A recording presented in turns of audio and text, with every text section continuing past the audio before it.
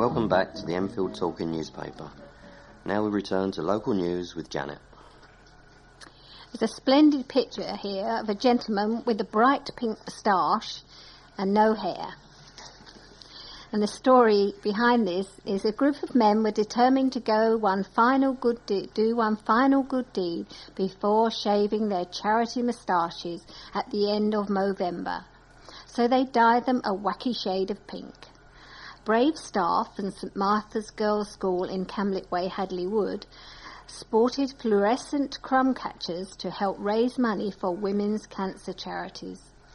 11 teachers took part in Movember, which sees men across the world ditch their razors to grow impressive moustaches in support of prostate cancer charities. Hairdressers in Hadley Wood applied the semi-permanent dye at a special event in the school hall as pupils offered cheers of encouragement from the sidelines. Science teacher Rod Odell even went the extra mile by agreeing to have his eyebrows dyed the electric colour. Bursar Stephen Rayner, who organised the event, said, "We all looked a bit odd, but it was a great way to celebrate the end of a fantastic Movember." Some of the teachers had to go back to their standard lessons and teach with their pink tashes. It was quite surreal. There was a great atmosphere in the hall, and all the pupils were in high spirits, and everyone had a lot of fun. Their campaign saw them raise £3,000 for prostate cancer, and the Friday's event helped raise £400 for women's cancer research charities. Mr. Rayner encouraged his colleagues to get involved with the event after losing his mother, father and sister to cancer. "I want to help put an end to this terrible disease. During November it was really itchy, but there were some dodgy-looking top lips going around the school, and we got lots of encouragement from the girls who wore false tashes to spur us along. It was our chance to do something different. Usually it's the mums who help plan charity events, but it was nice for us men to do our bit." The increase in primary care funding which Prime Minister David Cameron claimed Enfield would receive following the Chase Farm Hospital downgrade does not exist, the Advertiser has discovered. Responding to a question from Enfield Southgate MP during Prime Minister's questions in the House of Commons, Mr Cameron claimed that the borough was getting a primary care funding injection as part of what he described our plan of not cutting but expanding our NHS. Mr Burrows had queried whether the borough would get the increase following the downgrade of the hospital in the Ridgeway, Enfield. But the £10.6 million Mr Burrows' office said Mr Cameron was referring to is not new money. NHS England said it had been allocated under the NHS North Central London Primary Care Trust cluster 2 years ago. During 2012-2013, £2.7 million was spent on improving primary care services, £3.4 million is being spent this year, and £4.5 million has been allocated for 2014-15. Aliv Kazimoglu, chairwoman of Enfield Council's Health and Wellbeing Scrutiny Panel, said, "This is not new money, and it was disingenuous of the Prime Minister to pretend otherwise." Mr Burrows commented, "We try to ensure we get answers we can follow up with the Prime Minister and hold the government to account. We certainly are underfunded in Enfield, and I believe we should work together to get the increase we need." Squatters have taken over a disused office building, sparking fears that a crime wave will sweep through the neighbouring residential streets. The building at the corner of the Bourne and Tudor Way in Southgate, on the site of the former Odeon Cinema, has thick chains and padlocks wrapped round the entrance and a sign taped to the inside of the glass door saying that people are now living in the premises and that any attempt to enter will be treated as trespass by the squatters. Bless them. Although the chains on the doors are intact, at the side of the building the fence has been partly wrenched away, and blankets can be seen draped over the windows at the back of the building. The Advertiser spoke to residents, and although householders would not give their names for fear of the squatters targeting their homes, The unanimous feeling on the street was one of fear and frustration. One resident who lived a short distance from the breached building said, "We first noticed that they had moved in about 2 weeks, as we saw the lights were blazing in the windows in the middle of the night. They have worked out how to open the electric gates, and they've parked a van and 2 cars in there. It is very worrying for us along here. We are all talking about it, and we ask repeatedly, why doesn't somebody do something about it? Because the building is not a residential property, it is not a criminal offence for the squatters to have taken up residence there. In order to remove the squatters, the company which owns the former office block, Crown Court Properties Limited, will have to get a court order to formally evict them. At the time of going to press, Crown Court Properties was not available for comment." 5 suspected gang members were arrested as part of a police clampdown on violence and drug dealing. Operation Naddox saw the Met Police's Trident Gang Command join forces with the Enfield Gangs Unit to target suspected members of the Dem Africans gang, which is active in the Edmonton area, where officers believe it controls much of the supply of crack cocaine and heroin. Following raids at addresses in Galliard Road and Winchester Road in Edmonton, and in Highview Gardens, Upper Park Road and Whitmore Close in Arnos Grove, officers arrested 5 suspected gang members and recovered a quantity of crack cocaine and cash. The 5 suspects were taken to a North London police station.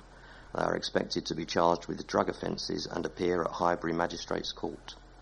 Detective Chief Inspector Paul Healy of the Enfield Gangs Unit said, "The people of Enfield will benefit from these 2 operations.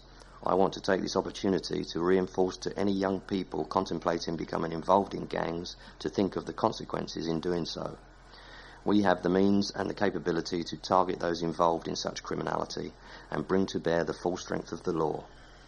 The raids came as part of a 3-month operation which has seen Trident officers team up with the gangs unit. Officers said that the focus on suspected Dem Africans members follows a series of raids on the rival Get Money gang, which is believed to control drugs in the EN3 postcode. Detective Chief Inspector Tim Champion of the Trident Central Gangs Unit said, "Our unit's primary focus is to work with communities, local authorities, charities and other agencies to prevent young people from joining gangs in the first place. All those arrested were offered the opportunity to escape from gang culture. Those involved in gangs should also be aware that there is a way out, and that there are people we can put them in touch with to help turn their lives around, from mentors to education centres to potential employers. However, if you remain in a gang and if you continue to commit crime, then we will keep targeting you." Since September, officers have executed a total of 46 warrants and made 155 arrests, 105 of which are known gang members. Palmer's Green people say they were not listened to over plans for ugly new flats in an already congested area. Plans to build the 5-storey housing blocks along the North Circular Road have been called into question, and some are concerned that the flat will become an eyesore. Sarah Fogg of Broomfield Road is one of those who feels the flats will have a negative impact. She said, "I don't feel that local voices were heard at all when these proposals came about. People round here aren't against housing in the borough, but putting more people into an already congested area is not right." Proposals were agreed by Enfield Borough Council earlier this year, and developments are expected to begin before the end of the year. Mrs. Fogg believes the look of the buildings will go against the surrounding area. She said the plans are ugly and would look more in keeping with a university campus than the classic Edwardian style here. "I back onto the site and it will become an eyesore and a monstrosity." Enfield Council chose Notting Hill Housing as the developer for the site. Staff at Broomfield Primary School in Wilmer Way, Palmer's Green, have also raised concern about the development. But head teacher Peter Travis believes they can work with the developers. He said, "At the time of the plans going through, I was concerned the school may have had a claustrophobic atmosphere because the housing blocks will be built right on the perimeter of our playground. However, I am hopeful that we can work closely with Notting Hill to ensure that there will be minimum fuss." Of course, numbers could become an issue with more people coming into the area, but we believe we can cover this. An Enfield Council spokesman said, residents were extensively consulted on this development as part of the planning process, and, as is true with every application received by the council, all the comments made were taken into account when the decisions were made. We understand that residents may not agree with every planning decision made by the council, which is why we strongly recommend that as many people living near the proposed development as possible participate in public consultations in order to shape buildings, schemes in their locality. Enfield Southgate MP David Burrows has written a furious letter to Network Rail after the railway maintenance firm failed to properly arrange an appointment with a contractor. Mr Burrows, who has been fighting a battle with the company ever since it cut down a range of trees near Grange Park Station in January 2011, wrote that events were the last straw in many years of an unacceptable standard of communications, in the letter sent to Denise Thompson, Network Rail's Community Relations Manager. Mr Burrows had arranged to meet a contractor at 1 p.m. to tour the railway embankment in Green Dragon Lane and discuss further replanting of trees on the site, but was kept waiting until 3 p.m. The MP said he was palmed off with excuses that the contractor was stuck in traffic, which he believed to be untrue. He was also aggrieved to find out the contractor had been given late notice of the meeting, even though he had been making repeated requests for more than a year. Mr Burrows told the Advertiser, "I have been trying to get a meeting with them for over a year to discuss the tree planting scheme on this site, but there has been a disgraceful level of communication from Network Rail, and this was the latest episode." Network Rail, which is currently planning new vegetation works between Palmer's Green and Winchmore Hill Station, said there had been a genuine mix-up over the arrangements for the meeting. "We understand the sensitivities around this particular site owing to the history of vegetation clearance in the area and appreciate the local community's ongoing concerns," said a spokesman. "We are currently in the process of rearranging a site visit with our senior representatives from Network Rail for the coming weeks, and the local community are also invited to attend." The firm added that it was firming up plans to replant trees along the embankment in Grange Park, and that the latest vegetation works would not be on the scale of previous works. Mr Burrows has called on Network Rail to provide residents with further details of the planned works. And just in case there's one or two of you enjoy reading about a bit of a punch-up, we've got a sports item here now about successful Frank Buglioni, who made light of his step-up in class as he knocked out Stepan Horvath to win the vacant WBO European Super Middleweight title at the Copper Box Arena. Winchmore Hill wise guy Buglioni, 24, proved too smart for Horvath in only his 11th pro fight and stopped his opponent from the Czech Republic in the 8th round. Buglioni had been expected to face experienced German Christian Porlak at the venue in Stratford, East London, but was bumped up to challenge for the European crown after his opponent for the Southern Area title pulled out. The 34-year-old Berliner withdrew a few days before the fight, and Buglioni was matched with Horvath, winner of 11 of his 12 professional contests. Buglioni put in a mature performance, gradually stepping up the intensity before ending the fight with a left-hand body shot, having floored Horvath with an almost identical punch minutes earlier. New champion Buglioni said, "I'm very happy, very pleased. We had 4 or 5 different opponents pull out, but that happens sometimes. But we prepared in a way that I was 100% fit and ready to fight whoever." Buglioni started the scheduled 10-rounder at a decent pace before stepping things up in the 5th round. He said, "I didn't want to go too gung-ho. I started at a good pace and kept building up the intensity as the rounds went on." Horvath had a decent counter-punch, but it started to get sloppy as he started to struggle. I caught him with a decent body shot and he went down. Even though he got up, I knew he was hurt, and when I hit him with a similar punch, he didn't get up the second time. Next up for Buglioni, who said he was now going to have a week off, will be a defence of the title, probably over 12 rounds, followed by a British title shot this time next year, provided his career keeps progressing in the right direction. Buglioni paid tribute to his fans, saying, "I'm eternally grateful for their huge support. They made a great atmosphere, and I couldn't believe how noisy they were. It definitely intimidates your opponent." Friends have paid tribute to a 17-year-old boy who was stabbed to death in Palmer's Green. The teenager, named locally as Joshua Folks from New Southgate, died from stab wounds after he was attacked in Bowes Road just after 12:45 a.m. Officers from Enfield Police and paramedics from the London Ambulance Service and London's Air Ambulance rushed to the scene but were unable to save the boy, who was pronounced dead at 1:26 a.m. Kelsey Fashani, 17, who said she had known Joshua for years, visited the site with her mother yesterday morning after hearing the news. With tears rolling down her cheeks, she told the Advertiser, "I've known him for years and everybody loved him. He was so calm and lovely. He was a big Arsenal fan and he was very much into his music. This is another young life lost. It's really horrible." Kelsey was one of a number of friends who visited the scene, while others paid tribute through social media websites. Zaisha Miller, another friend, posted on Twitter, "Rest in perfect peace, Joshua Folks. You will be dearly missed." Police have launched a murder investigation and are appealing for witnesses. Anyone with information is being asked to contact the incident room on 020-8785-8244 or Crime Stoppers anonymously on 0800 555 111. The teenager's next of kin have been informed. A post-mortem examination will be held at Haringey Mortuary in due course.